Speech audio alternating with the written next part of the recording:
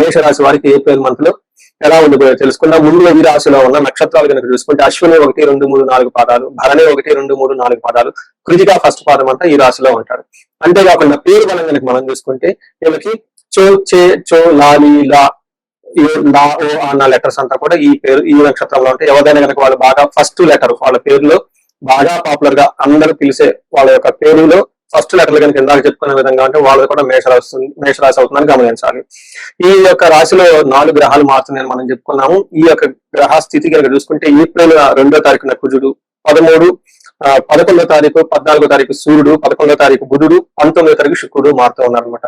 ఈ యొక్క గ్రహ స్థితి పెట్టి చూస్తే మనకి సూక్ష్మ గోచారము, లఘు గోచారం అన్న ఒక కాన్సెప్ట్ ప్రకారం మన మహర్షి ఇచ్చిన ఈ కాన్సెప్ట్ ప్రకారం సూక్ష్మంగా లేక వార్తల హెడ్లైన్స్ ఎలా ఉంటుంది అనేది మనం సంక్షిప్తంగా చక్కగా ఎలా ఉంటుందో తెలుసుకోవచ్చు. దీని ప్రకారం మనకి ఎలా ఉంటుందంటే ఈ మాసం అంతా ధనఛేదం, ఎవరికైతే మేషరాశి వాళ్ళు ఉంటారో ధనం విపరీతంగా ఖర్చు అయ్యే అవకాశం ఎక్కువగా ఉంటుంది.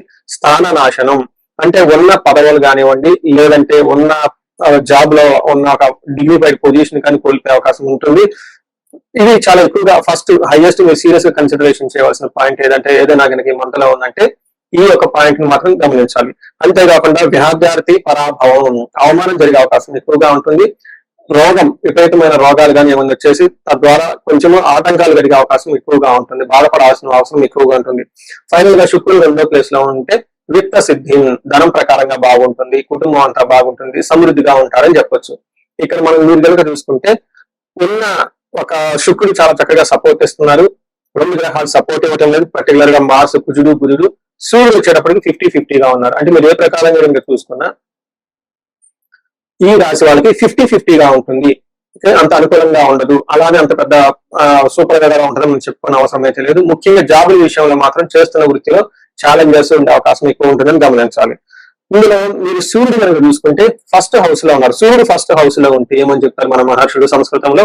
దేహాతి సతతం సంతాప కాలతిక్రమణ భోజనం బంధుమిత్ర సుహృద్వేష చంద్రరాశిగతో రవి అని చెప్పారు. అంటే ఎవరి జన్మరాశిలో సూర్యుడు సంచారం చేస్తూ ఉంటే వాళ్ళకి, అంటే ఇప్పుడు ఈ రాశి వాళ్ళకి జన్మరాశిలో సూర్యుడు సంచారం చేయటం వల్ల, ట్రావెల్ చేయటం వల్ల ఏమవుతుంది? దేహార్తి అంటే శారీరకంగా బాధ ఉంటుంది.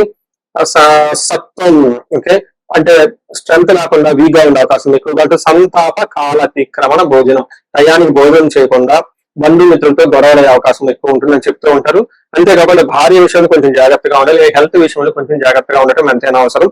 కొంచెం ట్రావెల్ చేస్తే జాగ్రత్తగా ఉండండి. వాహనాలు అవన్నీ నడిపేటప్పుడు పర్టికులర్ గా కొంచెం మనకి యాక్సిడెంట్లు అయ్యే అవకాశం చాలా ఎక్కువగా ఉంది ఈ రాశి వాళ్ళకి. తర్వాత